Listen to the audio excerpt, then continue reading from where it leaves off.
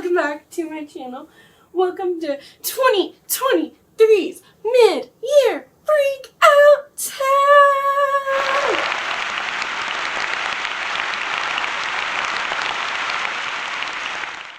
To be honest with you, I've been so busy with moving and a bunch of other things that came up that I didn't even think about filming this. So then when I went to BookTube today and saw a lot of people have been posting this, I'm like, hey, I'm supposed to do that too, right?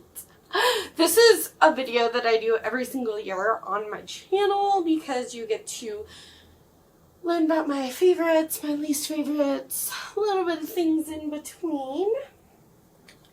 And yeah, so I gathered up all the books.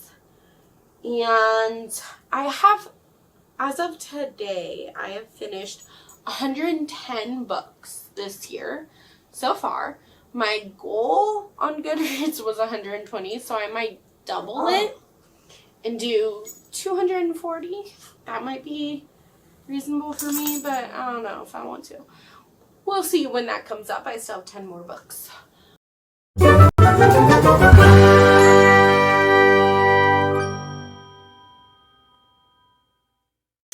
Bella might sit here and do this video with me, but if Jellybean keeps being a punk, he'll have to leave.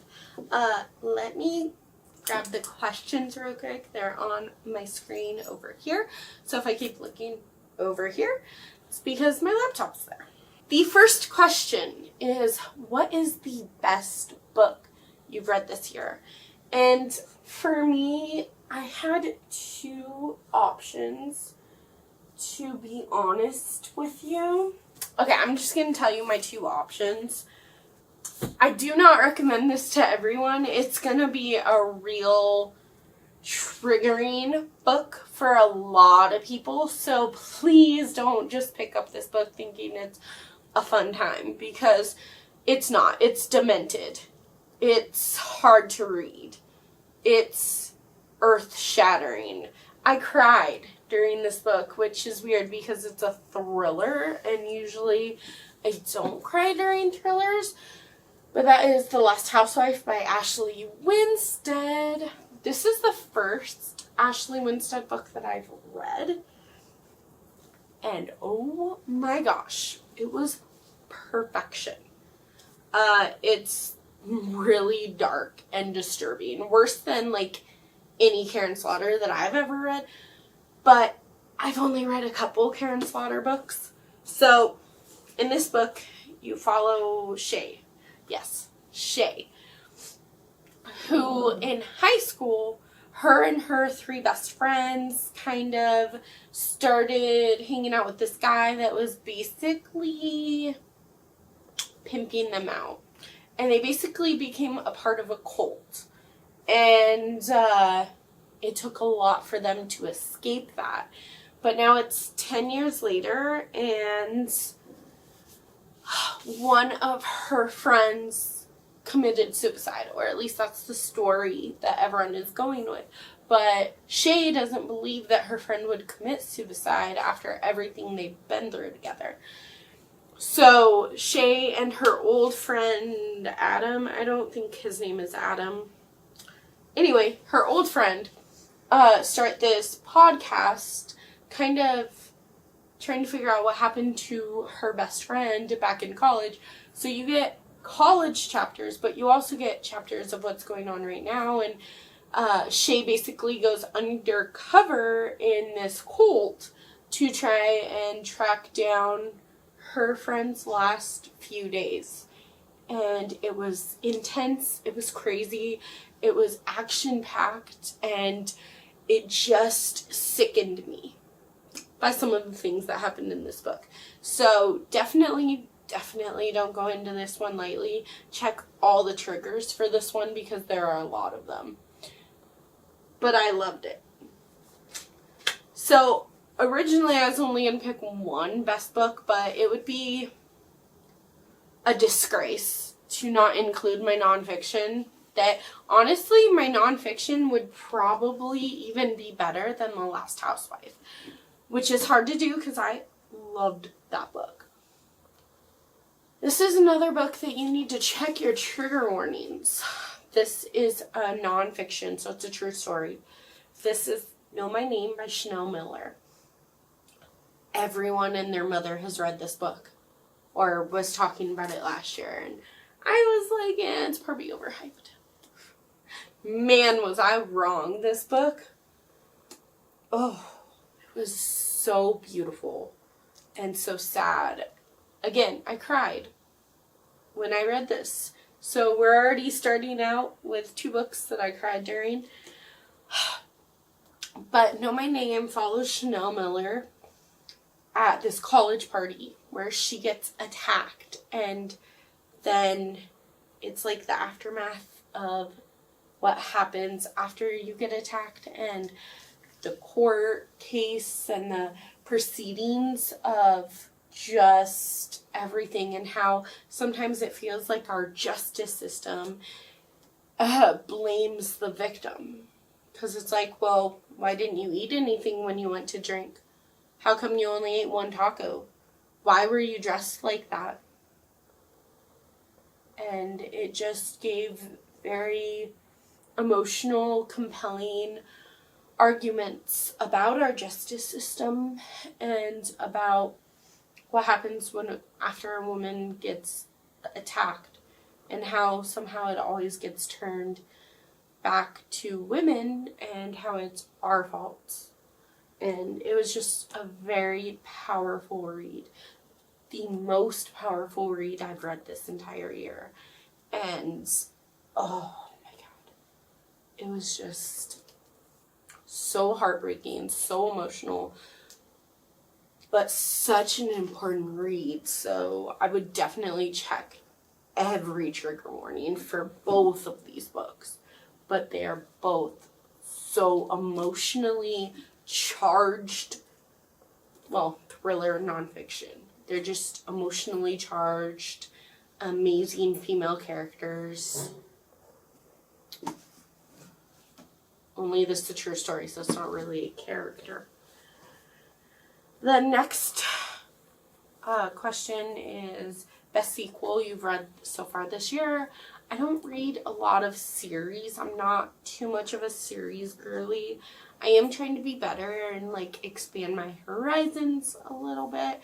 But when I went back to see what series I've read this year, it was a no-brainer that A Series of Unfortunate Events by Lemony Snicket, book number 6, the Ersatz Elevator, is definitely my favorite, because in this one you follow the Bogler orphans. There's Violet, Klaus, and Sunny. And Sunny is a baby when you first meet her. And in the elevator one, Sunny gets to kind of be the hero and use her teeth to climb up the elevator shaft. And it was just a real fun adventure. And these just make me feel happy just reading these. These are miserable books, and it's a miserable middle grade series where everything goes wrong, but it just makes me feel happy to see the Bogler orphans, like, love each other so much, and it's just such a great book.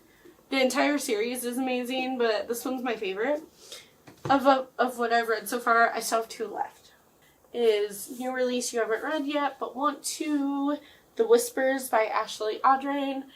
She might be potentially a favorite author of mine now that I've read The Push and loved The Push.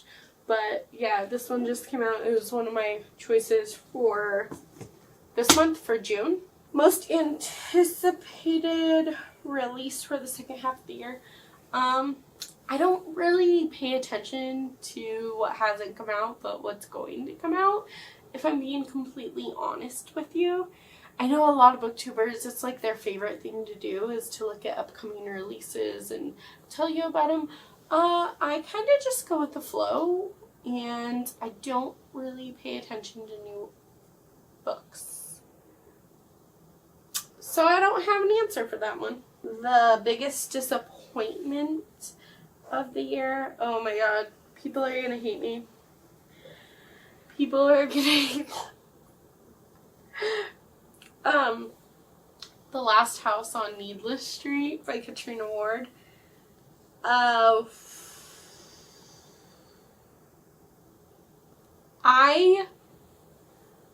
I tried to read this when it first came out, and I was so bored, but everyone was hyping it up, and so I tried to read it a second time, and I got past like page 50, I think, and then I DNF'd it.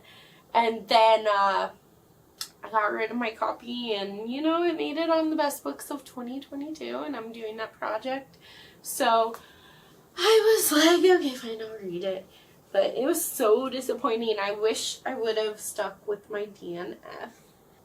Sorry, don't hate me. Don't hate me. Alright, the next book is The Biggest Surprise. So for my biggest surprise, I'm going with The Push by Ashley Audrain. Ashley Audrain.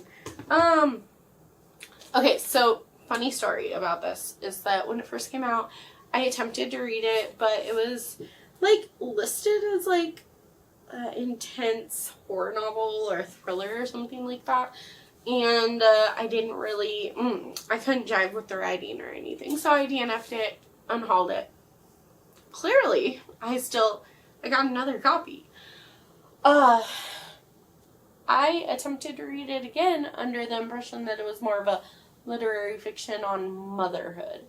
And oh my gosh, this was such a delightful read. It does not make you feel good. It's a very slow, mundane literary fiction where nothing happens. But I really think that Blith, I think that she's suffering from postpartum depression. I can't say that because I'm not like in that field or anything, but just based on the book. It was amazing. So you follow Blith, who thinks that her daughter Violet is evil. But Dad doesn't see it. Dad thinks that Blith is mentally ill or something. And this just, it's so slow and so boring and so mundane day-to-day life. But I loved every second of it. So that is by far my biggest surprise. I did have one other surprising. I mean, The Push by Ashley Audrain is definitely the biggest surprise. But I also read Nothing But Blackened Teeth by Cassandra Khaw, which is a very short horror novella about this group of friends that goes into this haunted house in Japan so that they can get married. So that two of them can get married, and it's haunted. Or you're supposed to think it's haunted. It's very character driven, very character focused, which is not usually my jam. It also has a really bad Goodreads average rating, and everyone was saying terrible things about it.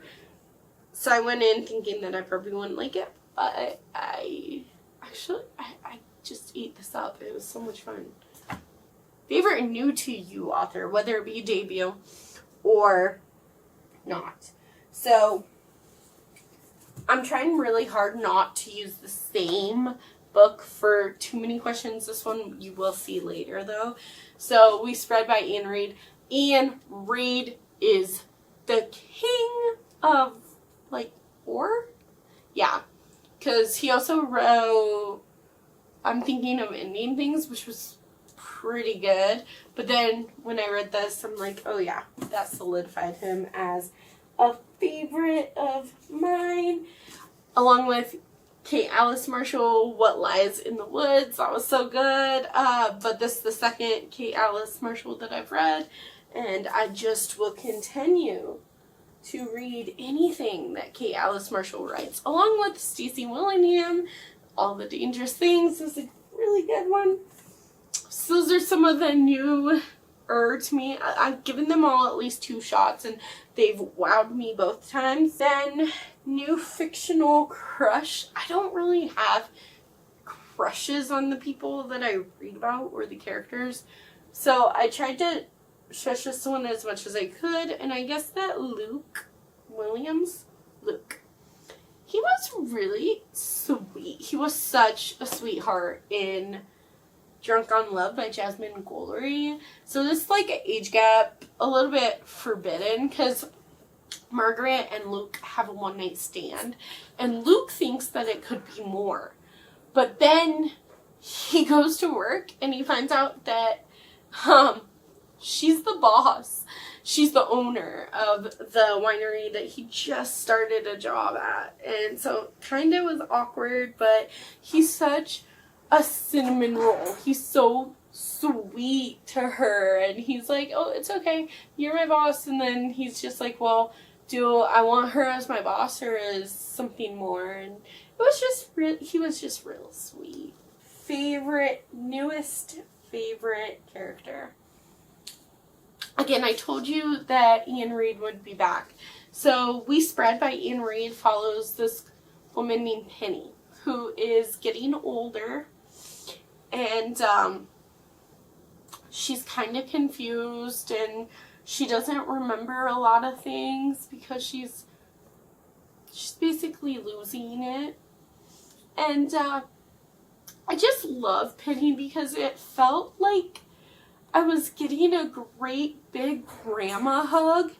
And my grandma died almost a year ago, and it's just been a while since I've had that grandma love. And like, yeah, Penny was losing her mind a little bit. I'm pretty sure she has, she's just getting older. She was losing it a little, but I still felt that like grandma love that I wanted to feel. And I felt like she was such a sweet old lady, and she was like, man, when I was that age, I read all these books, I did all this stuff, but now I'm just this old lady and I can't do much anymore. And she had like really good days and she had really bad days, but I feel like I emotionally attached myself to Penny because she felt like that grandma that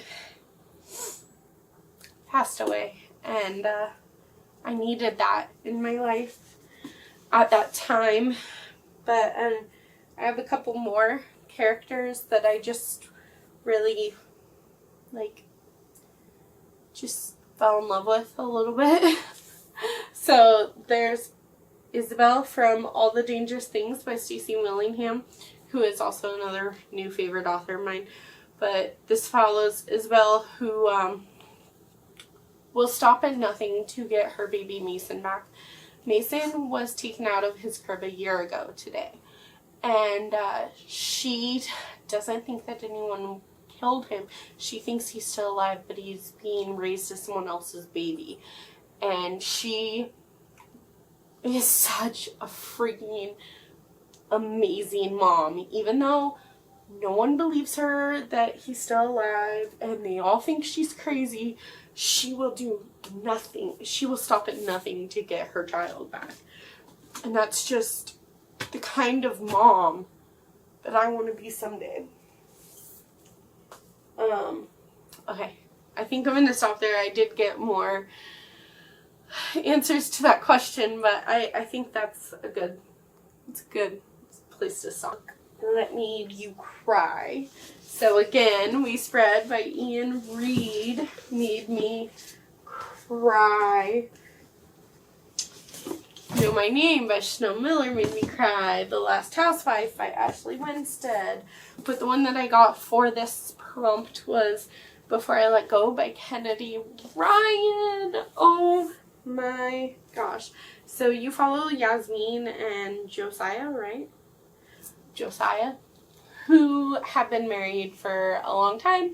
They actually got a divorce 2 years ago, and they're still trying to figure out how to raise kids together and run their business together as co-owners and co-parents and everything like that without like the romantic love part, and this book just broke my heart because they'd been together for so long, and then they just like, some would say they took the easy road by getting a divorce, but others would say that they actually really tried. There's a lot of triggering content in here, so please check that out. It was so beautiful.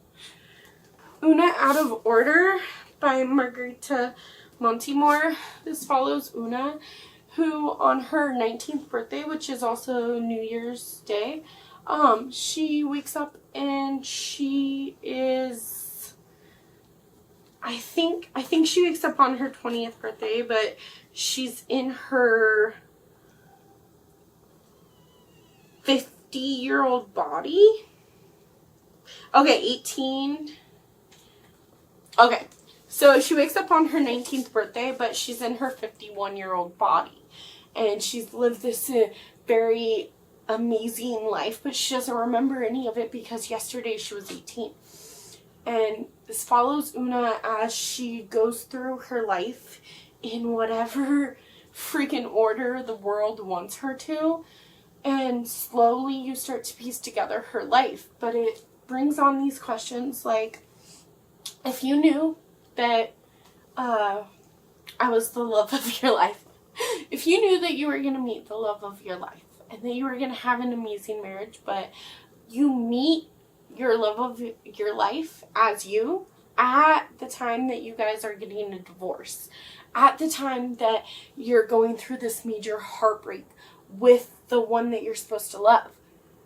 And then a couple years later, you finally meet him, even though you've already lost him. Would you go through that heartbreak? Would you make the choice to fall in love with him?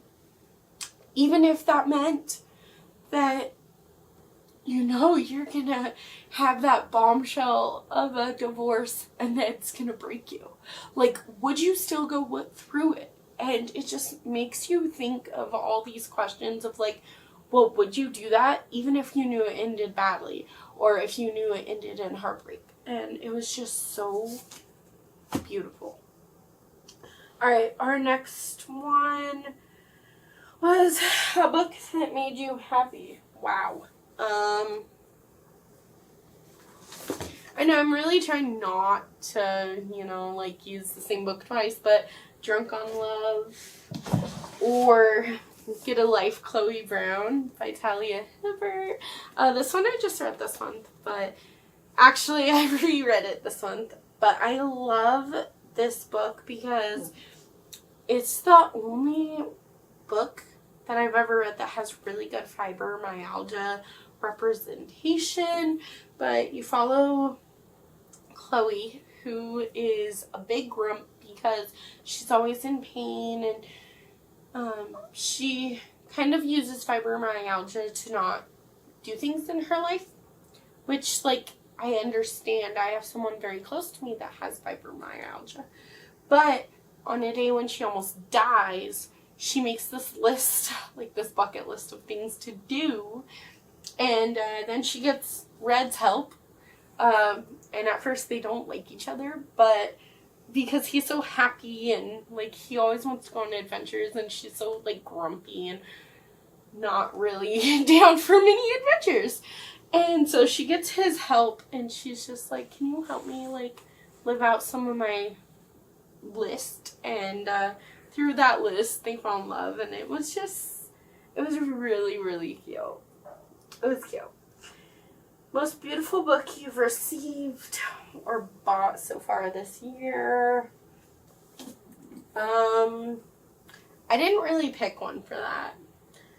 I didn't pick one, but I can tell you some of the favorites based on the inside of the books.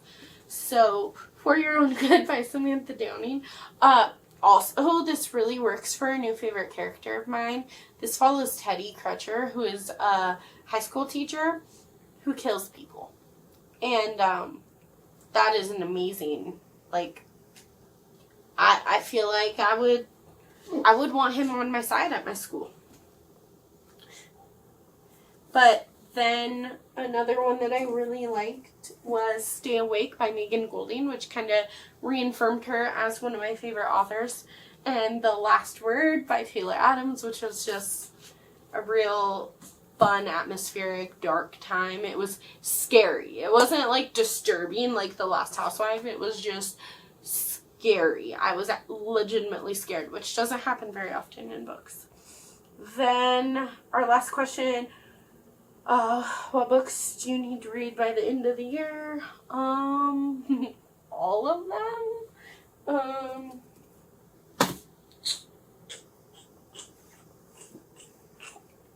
I mean, to be honest with you, all the books. It's so hard to decide which, like, 1 or 2 books I need to read by the end of the year. I am hoping to read some spooky stuff for, like, Summerween. Here's a couple of horror novellas that I hope to get to. Floor 4 by A. Lopez Jr., Mapping the Interior by Stephen Graham Jones. I hope to read some of my short story collections, which I have, like Her Body and Other Parties. Thank you, Books and Lala, for that recommendation. I don't know, I just want to read everything. I don't really have a set plan, but I hope you enjoyed this mid-year freakout tag! Woo! And I will see you in my next video. Don't forget to like this video and subscribe if you're new around here. We're Jelly Belly. Jellybean is in a lot of my videos because he thinks he's the star, and Bella is my beautiful baby. She's mama or princess or baby girl. He is Jellybean, Jelly Belly, Jealous, or Beautiful Soul. You have a beautiful soul, right? Yeah. Thank you so much for hanging out with me. I'll see you guys later.